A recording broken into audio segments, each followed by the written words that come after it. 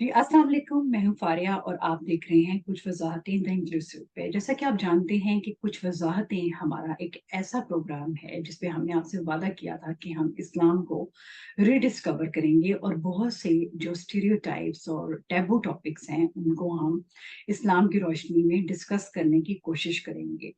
और इसमें हमारी जो रहनुमाई है हमारी बहुत अपनी कोकब शहज़ाद साहिबा जो कि एक इस्लामिक स्कॉलर हैं और फेलोशिप होल्डर हैं अल-मुरीद सेंटर ऑफ इस्लामिक लर्निंग की, वो हमारी रहनुमाई करती हैं और बड़े सब्र से हमारे बहुत से नए जो सवालात होते हैं किसी भी टॉपिक के हवाले से, उनके जो हैं वो जवाब देती हैं और हमें आपको बहुत अच्छा रिस्पॉन्स भी आ रहा है। तो आज का हमारा टॉपिक जो है वो है जी पीर और मुरीद का जो एक हमारे मुस्लिम मुआशरे में एक कल्चर है, उसको हम डिस्कस करेंगे। उससे रिलेटेड बहुत सी जो ऐसी गलत बातें मंसूब की जाती हैं।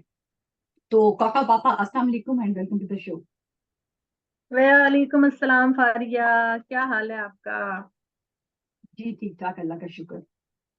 अल्लाह ताला हम सबको सलामत रखे और हम सब की झोलियों पर को खुशियों से भर दे और अपनी रजा आमीन। हासिल करने का अल्लाह ताला हमें तौफीक अता फरमाए।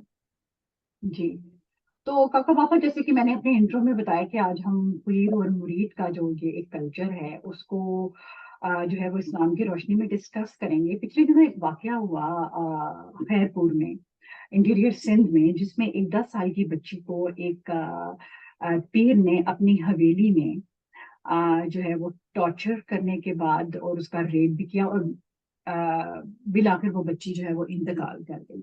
अब ये तो एक बच्ची की एक मिसाल है जो कि करंट अफेयर्स में जो है वो एक हैपनिंग हुई, लेकिन इसके अलावा भी आपको पता है कि इंटीरियर सिंध में शिकारपुर, खैरपुर और ये जो इस तरह के इलाके हैं, इधर ये कल्चर बहुत आम है। और इस जो स्पेसिफिक वाकया जो है जिसका मैं आपसे ज़िक्र कर रही हूँ, इसमें बाद में रिसर्च में ये पता चला कि जी माँ-बाप बड़े शौक से अपनी बेटियों को मुलाज़माओं के तौर पर पीरों की हवेलियों में देते हैं और उसे अपने लिए एक बहुत जो है वो फ़ख्र का बाइस समझते हैं कि वो उस पीर को सर्व कर रही हैं और ये कल्चर मुल्तान में इंटीरियर जो पंजाब है, वहाँ भी बहुत आम है और इसके हवाले से बहुत से ड्रामे भी बने जिसमें जो अंदर की बड़ी एक फ़िल्थी सी सियासत है और पीर मुरीद का कल्चर है, उसको भी दिखाया गया। और ये भी हमने सुना है कि जी कुछ लोग बहुत अकीदे से ये कहते हैं कि जी अगर आपका मुर्शिद नहीं तो आप क़यामत के रोज़ जो है वो बिल्कुल ऐसे होंगे जैसे यतीम हैं और आपको आपके गुनाह माफ़ करवाने वाला कोई नहीं होगा। तो ये कितनी दुरुस्त हैं ये चीज़ें और इस पे ज़रा रोशनी डालिएगा। बिस्मिल्लाहिर्रहमानिर्रहीम। जी फारिया, बहुत ही अच्छा टॉपिक है और इस पर बहुत सारी गलत फहमियाँ हैं जिनको आज हमें दूर करने का मौका मिलेगा। एक तो बड़ी ही बदकिस्मती की बात है कि हम मुसलमानों ने अल्लाह की किताब को छोड़ दिया और सोसाइटी के अंदर जो कोई भी अपनी दुकानें सजा के बैठा है, लोग महरूम तबका, गरीब तबका, मुलाजिम तबका, गुलाम जो जमींदारों के होते हैं, वो अपने बड़ों को ही खुदा समझते हैं। हमारा बहुत सारे इलाके ऐसे हैं कि यहाँ पे मज़ारे या वर्कर्स, उनकी अपनी कोई राय और अपनी कोई ओपिनियन ही नहीं होती। वो बस वही करते हैं जो उनके मुर्शिद या उनके मुरीद उनके मुर्शिद और उनके रहनुमा उनको कह देते हैं। मैंने तो सुना है कि पाकिस्तान के बहुत सारे इलाकों में लोग अपने पीर और मुर्शिद और जो उनके बड़े गांव के सरदार होते हैं, उनको सजदा तक करते। जस्ट इमेजिन, ये किस वजह से है? ये किस वजह से है? एक तो हम लोग अल्लाह की किताब को छोड़ दिया। अल्लाह ताला ने कुरान मजीद में कहा कि जब हम मोहम्मद सल्लल्लाहु अलैहि वसल्लम से ये पूछेंगे कि आपकी जो कौम है या आपकी उम्मत जो है वो क्यों गुमराह हुई, तो नबी सल्लल्लाहु अलैहि वसल्लम कहेंगे कि या अल्लाह, मेरी कौम ने मेरे कुरान को छोड़ दिया था। तो जब अल्लाह की किताब आपको सही रास्ते पर रखती है, हम सूरह फातिहा में कहते हैं एहदिनस सिरातल मुस्तकीम, ए अल्लाह मुझे सीधे रास्ते पर चला। تو اللہ کہتا ہے کہ یہ کتاب ہے جو کو سیدھے راستے کی طرف لے کر جائے گی۔ تو جب ہم اللہ کی کتاب کو ہی بند کر دیں گے تو مختلف نظریات پیدا ہوں گے، مختلف تھنکنگ پیدا ہوگی، مختلف ذریعے پیدا ہوں گے، جس کو جو سوٹ کرے گا وہ اس کو اپنا لے گا۔ تو یہ جو مین وجہ ہے گمراہی کی وہ تو یہی ہے کہ ہم نے اللہ کی کتاب کو چھوڑ دیا ہے۔ اللہ کی کتاب کو چھوڑ دیں گے اور ہم نے یہ دعا کی اهدنا الصراط المستقیم، تو اللہ نے کہا ذالک الکتاب لا ریب فیہ ھدی للمتقین، کہ جس نے ہدایت پانی ہے وہ میری اس کتاب سے پائے۔ تو جب ہم اللہ کی کتاب کو چھوڑ دیں گے تو شیطان کے نظریات اور گمراہی کے نظریات اور یہ والے نظریات ہم کو گمراہی کی وادیوں میں لے کر جائیں گے۔ دیکھیے اسلام کے اندر سب سے پہلی بات تو یہ کہ پیر اور مرشد کا کوئی رشتہ ہی نہیں۔ اسلام کے اندر سوسائٹی میں کوئی پیر اور مرشد کا رشتہ نہیں ہے۔ پیغمبر اللہ کے آتے ہیں، لوگوں کو ہدایت کی راہ بتاتے ہیں، اور پھر خدا کے جو اسکالر ہوتے ہیں، جو عالم لوگ ہوتے ہیں، وہ لوگوں کو ہدایت کی راہ پر لے کر جاتے ہیں۔ تو نبی پاک صلی اللہ علیہ وسلم نے اپنے بارے میں جو ارشاد پایا وہ یہ تھا، بوئست انما بوئستو لاتمم مکارم الاخلاق، کہ میں اعلی اخلاق کی تکمیل کے لیے بھیجا گیا ہوں۔ تو لہٰذا نبی پاک صلی اللہ علیہ وآلہ وسلم تو ہمارے استاد ہوئے۔ تو سوسائٹی کے اندر سیکھنے والا اور سکھانے والے کے درمیان استاد اور شاگرد کا رشتہ ہوتا ہے، پیر اور مرید کا رشتہ نہیں ہوتا۔ جہاں ہمارے ملک میں اور بہت ساری گمراہیاں پیدا ہو گئی ہیں، اور ہم بچوں کے رشتے قرآن کے ساتھ کر دیتے ہیں، قتل کا جو بدلہ ہے یا کسی جرم کا بدلہ اپنی بیٹیوں کی شکل میں چکاتے ہیں۔ تو اس معاشرے نے عورت کو بہت ہی مظلوم بنا کر پیش کر دیا ہے۔ اب یہاں پر جو مرید ہوتے ہیں وہ اپنی 10-10 12 12 سال کی لڑکیوں کو پیروں کے حرم میں دے دیتے ہیں، حالانکہ قرآن یہی بات کہتا ہے کہ ایک مسلمان کے لیے کسی بھی سوشل ایشو کے حوالے سے 4 سے زیادہ شادیوں کی گنجائش نہیں۔ تو بات یہ ہے کہ یہ جو رشتہ، جو اس کے تقاضے، جو اس کے عمل ہیں، ان کی کوئی حیثیت ہی نہیں ہے ہماری سوسائٹی میں اور ہمارے دین میں۔ جو بھی رشتہ ہے، میں آپ کو پڑھا رہی ہوں، میں آپ کی ٹیچر ہوں، آپ مجھ سے پڑھ رہی ہیں، آپ میری شاگرد ہیں، اور میرا یہ کام ہے کہ لقد کان لکم فی رسول اللہ اسوۃ حسنہ، کہ ایک جو ٹیچر ہوتا ہے یا ہمارے پیغمبر صلی اللہ علیہ وسلم جو تھے ان کا رشتہ یہ تھا کہ وہ بہترین اخلاق پر فائز ہو۔ اللہ نے کہا کہ نبی کی زندگی میں تمہارے لیے بہت بہترین نمونہ ہے۔ تو اپنے جو لوگ ہیں ان کے اندر یہ اویئرنیس پیدا کرنی چاہیے کہ اگر آپ مسلمان ہیں یا مسلمان نہیں بھی ہے تو یہ کوئی رشتہ نہیں بنتا کہ ایک بندہ آپ کو جو بتاتا ہے آپ آنکھیں بند کر کے اس پر عمل کرتے ہیں اور اس کو فالو کرنا شروع کر دیتے ہیں۔ خدا نے آپ کو عقل دی ہے، شعور دیا ہے، سمجھ بوجھ دی ہے، آپ کے اوپر اپنی رحمتیں نازل کی ہیں، تو کیوں آپ کسی ایسے انسان کے سامنے جھکتے ہیں یا ایسے انسان کی ہر بات مانتے ہیں جس کی سوسائٹی کے اندر اللہ کے دین میں کوئی حیثیت ہی نہیں ہے؟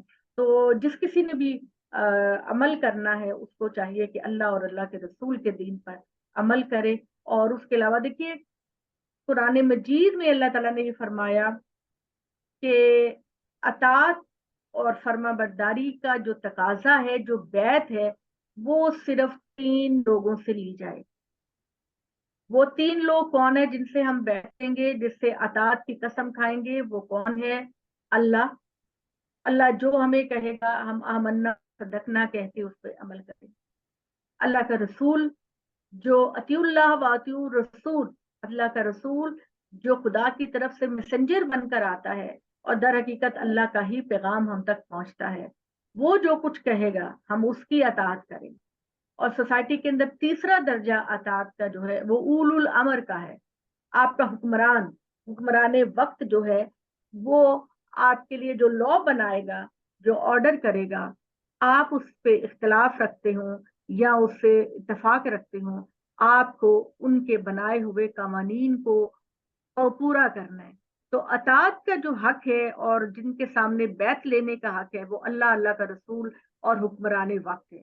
اس کے علاوہ پورے قرآن مجید میں نہ تو کسی کی اطاعت کا حکم ہے اور نہ ہی کسی کی بیعت کا حکم ہے۔ اگر ہم کسی کی اطاعت کی قسم کھاتے ہیں تو وہ دین کے خلاف ہے، اور اسی طریقے سے اگر ہم بیعت किसी से लेते हैं तो वो अल्लाह के दीन में इसकी कोई गुंजाइश नहीं। तो बात यह है कि गुमराहियों के जितने भी रास्ते हैं एक मुसलमान सोसाइटी के अंदर, वो सारे के सारे अल्लाह की किताब को छोड़ने से पैदा होते हैं। अगर हम अपनी जिंदगी में अपने बच्चों को खुद हम तफसीर के साथ, तर्जुमे के साथ एक दफा कुरान पढ़ लें। अब आप ये देखें कि अफसोस की बात है, बहुत सारे शहरों में तो चले फिर भी जो है वो मालूमात हासिल होती हैं, लोग अपने बच्चों को मौलवियों को बुला के कुरान भी पढ़ा लेते हैं, लेकिन हाथों के अंदर तो इतनी जाहलियत होती है कि कोई इंसान पढ़ा लिखा होता ही नहीं, और वहां के जो हुक्मरान होते हैं वो अपना होल्ड पूरा का पूरा अपने मज़ारों पे और अपने देहाती लोगों पे रखते हैं। उनके यहाँ पढ़ाई लिखाई का कोई तस्वुर ही नहीं कि पढ़ा लिखा देंगे तो उनके अंदर अपने हकूक का तस्वुर पैदा होगा। तो एक देखिए मैं आपको बताऊं कि हजरत उमर रजी अल्लाह ताला अन्हु ने फरमाया कि अल्लाह ने जिस बंदे को आजाद पैदा किया, लोगों का कोई हक नहीं कि उनको अपना गुलाम बनाकर रहे। अल्लाह ने हमें आजाद पैदा किया, अल्लाह ने हमें सोच समझ दी, हम अपनी आजादी की कदर करें और उस रास्ते को अपनाएं जिस पर हमारा परवरदिगार कहता है और हमारा रसूल कहता है। उसके अलावा हमें किसी के रास्ते पर आंखें बंद करके नहीं चलना। जी काका पापा, ये तो आप बात करी थी ना हुक्मरानों की, इसके अलावा भी हुक्मरानों की बैत लेने के अलावा भी जो देहात का कल्चर है उसमें रूहानियत के बहुत से सिलसिले चले हुए हैं।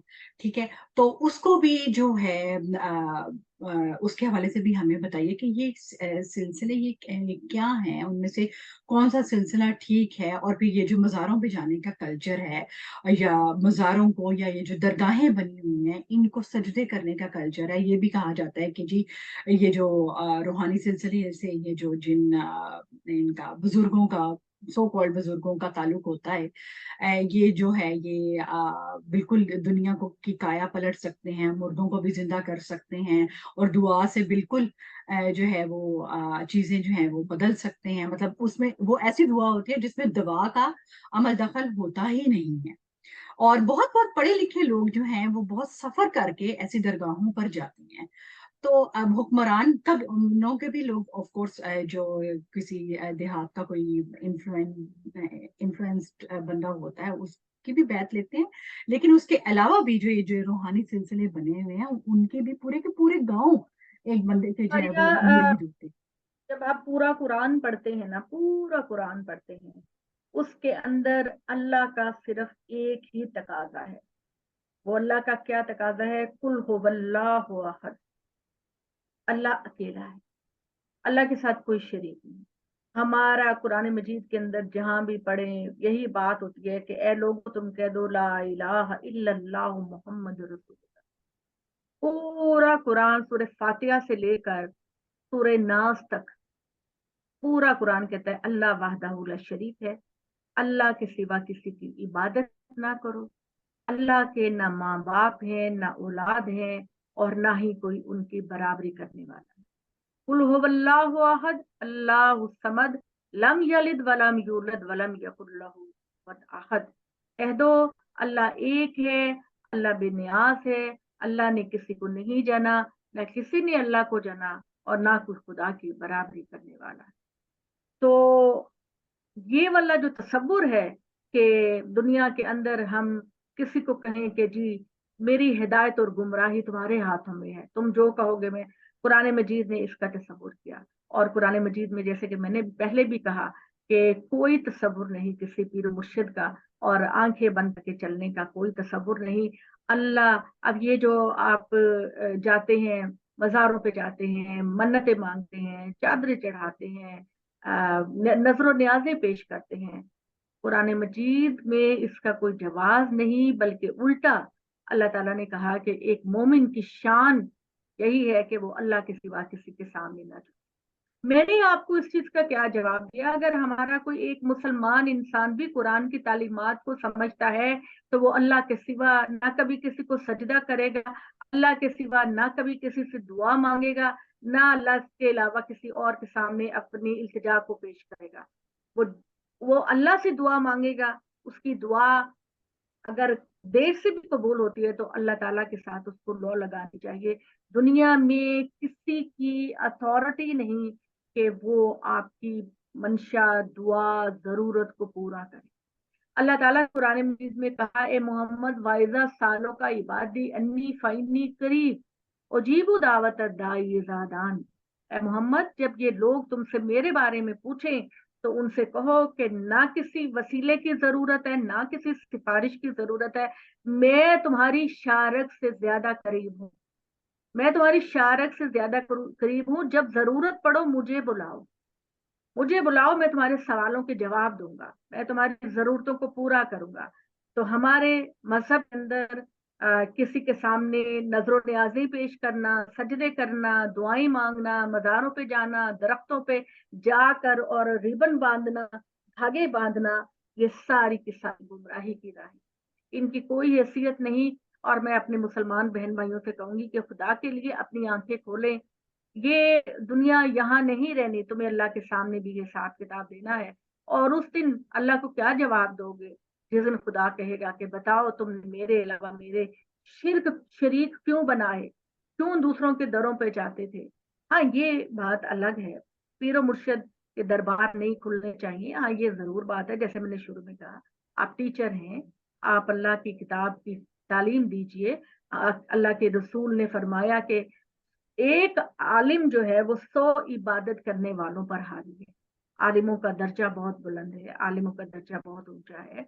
आप लोग तालीम को पूरे मुआशरे के अंदर फैलाएं, लेकिन ये कि हम उनकी बैत करें और उन्होंने जो स्याह सफेद करना है हम उस पर अमल करें और अकीदत के तौर पर हम अपनी बच्चियों को उनके हरम में दे दें, ये सारी गैर इस्लामी बातें हैं। इनका कोई जवाब हमारी किताब और इस्लाम में नहीं मौजूद।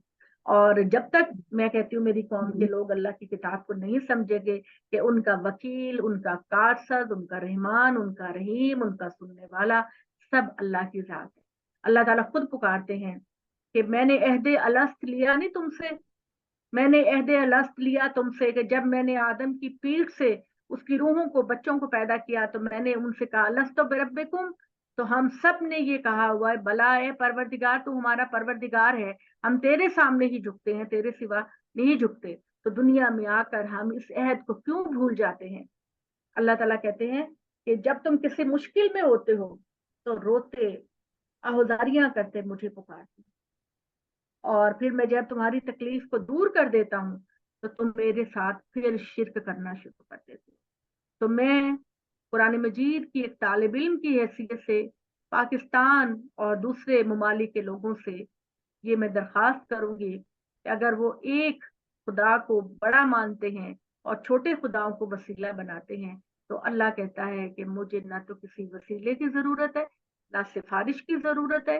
क्यामत वाले दिन जब मैं इंसानों के फैसले कर रहा हूँगा तो ये फरिश्ते, ये नबी, ये लोग मेरे हजूर हाथ बांध कर खड़े होंगे और किसी को मुझसे बात करने की जरूरत नहीं होगी जब तक मैं खुद बात करने की इजाजत ना दूं।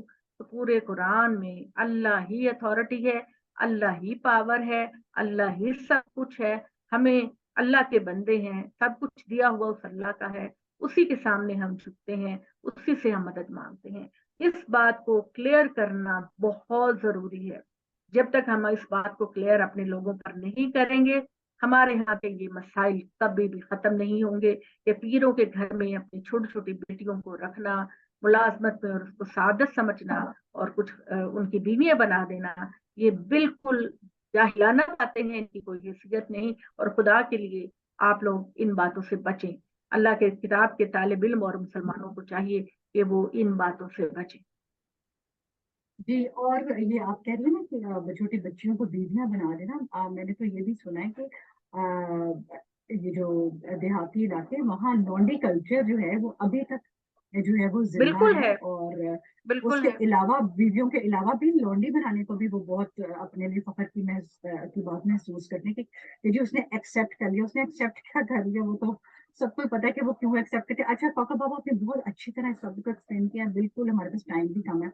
एक छोटी सी चीज जो मैंने आपको आपका फीडबैक चाहती हूँ कि होता क्या है कि जब लोग परेशान होते हैं ना, परेशान हाल आदमी जो है वो आज इनको एक्स की बातों में आ जाता है। और वो बातों में कैसे आता है, क्योंकि उसको ब्लैकमेल किया जाता है इस चीज से कि जी हमारे ये जो पीर साहब है इनके पास गैब का इल्म है, इनमें जो है नाउजुबिल्ला जो है वो अल्लाह ताला का इल्म बसता है, और इनको पता है कि तुम्हारे साथ माजी में क्या हुआ और फ्यूचर में क्या होना है।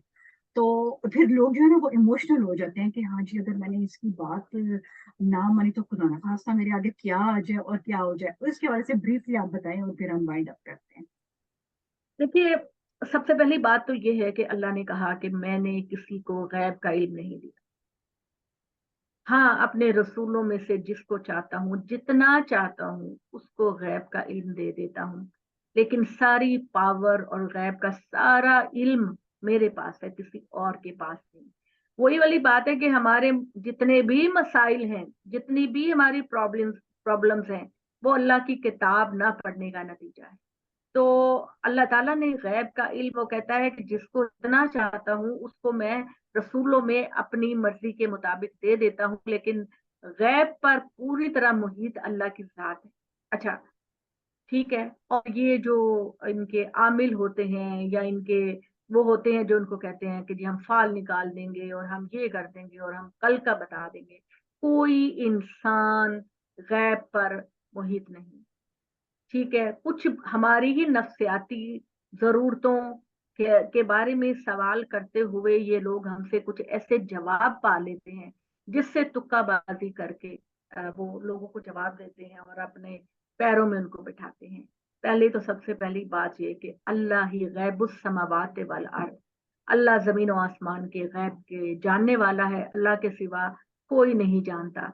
ये हम लोग कमजोर अकीदे के होते हैं, और वो उन लोगों को हम अपनी ही बातों से थोड़ा बहुत अपने घर के हालात दिखाकर वो फिर तुक्केबाजियां करके हमारे बारे में बताते हैं। आप उनसे ये पूछिए जरा, पैदाइश से पहले पूछिए माँ के पेट में क्या है, औरत है या बच्चा है या लड़का है।